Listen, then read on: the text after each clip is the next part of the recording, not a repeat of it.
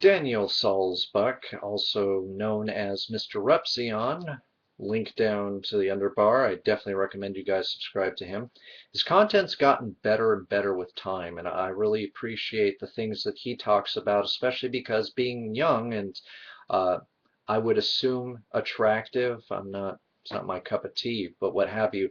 Um, he's got the ears of people, and unlike people like Onision, who is also relatively young and considered handsome, he's using his channel for social goods. Today he talked about a very, very controversial issue, which is the right to die, as well as the right to choose suicide. I agree with him as I agree with Tiger Lily. Uh, People say that it's such a cowardly act, that it's such a selfish act. Yet myself as well as Daniel, especially on my old channel, ask the question: what's more selfish? The fact that somebody you love is in unimaginable pain on a daily basis. I'm talking about mostly physical pain, but emotional pain can certainly be pretty dang terrible. And they're in some cases being kept alive artificially by machines, and they want to die, and the only thing standing between them and sweet release is the fact that you have an inability to let go. Who's being more selfish in that situation there? It's like saying, as I said again, oh, you have a right to your life. You have a right to your body until the moment at which it impacts a person's feelings. Then suddenly, oh, everybody's got to be concerned, or everybody's got to be tallied up like this is a democracy about your life.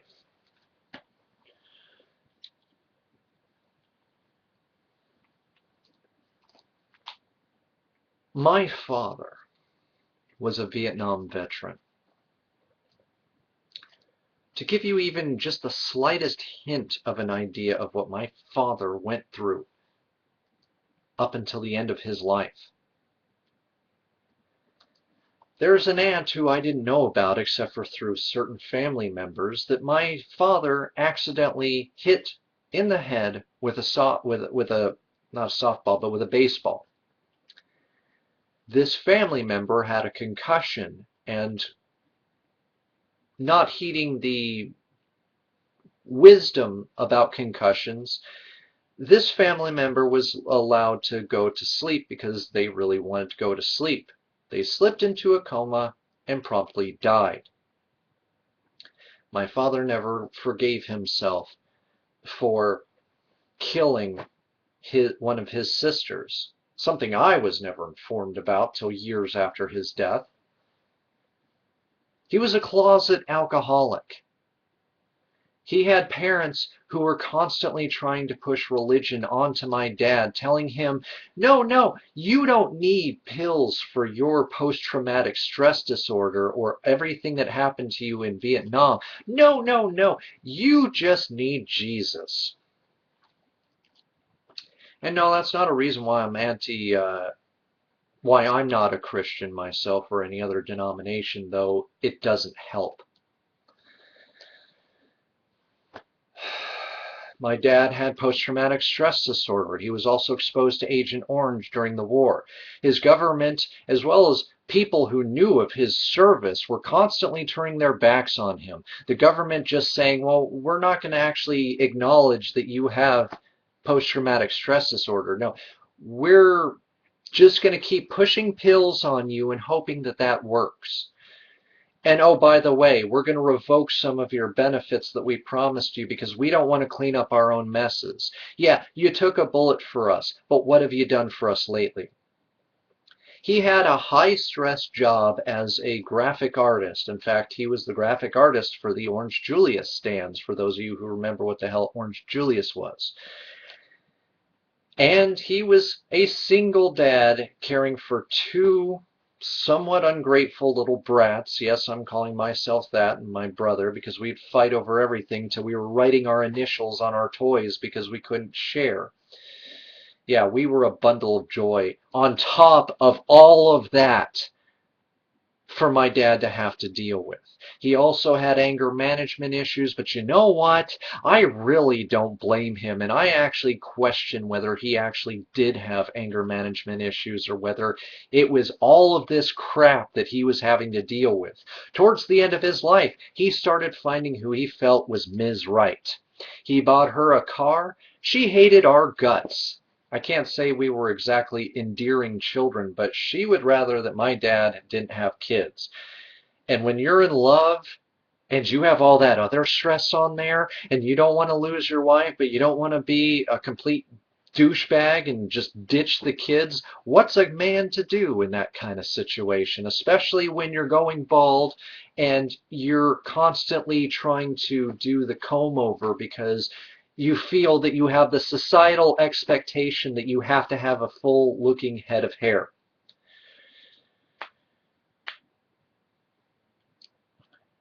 I would love to have known my dad.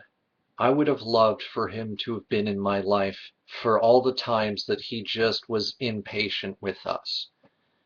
Myself and my brother and my oldest brother, who was off and on living with us. But I can't. But you know what? I'm not going to begrudge my dad for making the choice that he did. Everybody and everything that promised to take care of him turned their back on him. And then we're going to spit on him, or we're going to call him a coward or what have you, or call him selfish for doing what he did? Grow up. Get some perspective. Now, I'm not saying every time a person chooses this, it's 100% justified. I'm not going to stand here and act as if people don't try to do it for asinine reasons. But you know what? I would rather help somebody who's in need, who needs an ear to hear them, who might not be serious about the suicide, than to shrug them off and then find out from a friend that they're dead by their own hand.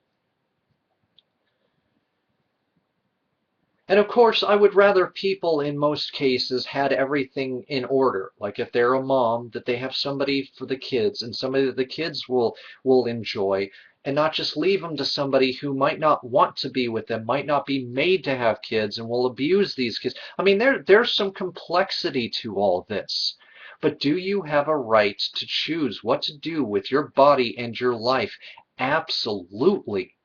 The only things you own in this day and age, although with our drug laws it makes body autonomy a joke in and of itself, but I digress, is your body. But more importantly, the one thing that you have that people cannot legislate and should not legislate is your life. You have a right to live it, you have a right to leave it, and you have a right to have that be, in the case of the older sets, the older folks there, a chance to, as some of the laws are called, or bills are called, die with dignity. Oh, this family member lives in a constant state of being around bags filled with their own pee and their own poo. They can't get up and go outside and have fun anymore. They lay in the bed and have to be turned because they get bed sores. And you want to tell them that they're selfish for wanting to end their miserable experience when they're in more pain than most of you could ever even imagine in your life? Grow up. We got so much shaming as it is. We've got slut shaming, we've got depression shaming, we've got suicide shaming, we've got bullying shaming, we've got non-bullying shaming. We've got, you name it, we've got a shaming for it, and it's ridiculous. It's anti-productive, or counterproductive, excuse me. And people are getting hurt on all sides. While we debate this, or while we enforce what society expects of us, that societal morality that I've talked about, where people feel that if you commit suicide, you should be shunned at your own funeral, because yeah, that's respectful, right?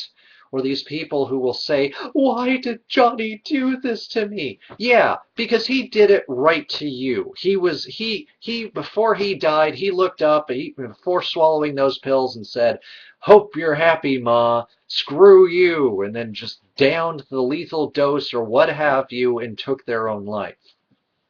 We've got to get out of this idea that people are possessions. We've got to get out from under this idea that surrounding family members have to adhere to our morality, have to adhere to our societal standards, that they cannot be themselves. They must do everything in the service of their parents, and that includes hanging on for dear life when they're in horrible, immense pain that they could never get away from, that they can never forget, that they can never, they're not sleeping, they're not doing anything, or the flip side of that. And that they have to adhere to what you believe in, otherwise what they're doing is wrong. Otherwise what they are doing is a blight upon you. There's not enough time, video-wise, for me to fully flesh out how absolutely asinine, how absolutely selfish, how self-absorbed and self-important at times that is. You're breaking so many fallacies, I'd have to invent a whole new term for it just to be able to bring it to mind in terms of what you're doing and what you're forcing on other people. We've got this gift, and then when we want to do something with it, we're wrong for wanting to do something with our own gifts. It'd be like you give me, a toy car, but I can only play with it when you're around. I can only play with it for 10 minutes at a time, if that. I cannot look at that toy between the peak hours of 12, noon, or 10, and so on and so forth. And at that point, it's not a gift. It's a treat. It's how does my friend Hugh James put it? It's a privilege to be given or taken away at the whim of the people who hold the power. Oh, you're pro-life. You say I have a right to life, but the moment that I say that I have a right to die, oh, no, that's off the table. That's bad. I don't own my life. That life that you apparently fought so hard for me to have. That gift, that precious God-given gift that you worked so hard to give me, and then you're going to turn around and say, I don't have a right to do with it what I want to. Who are you? Are you God? If the answer is no, then you need to, with all due respect, you need to shut the heck up and sit the heck down.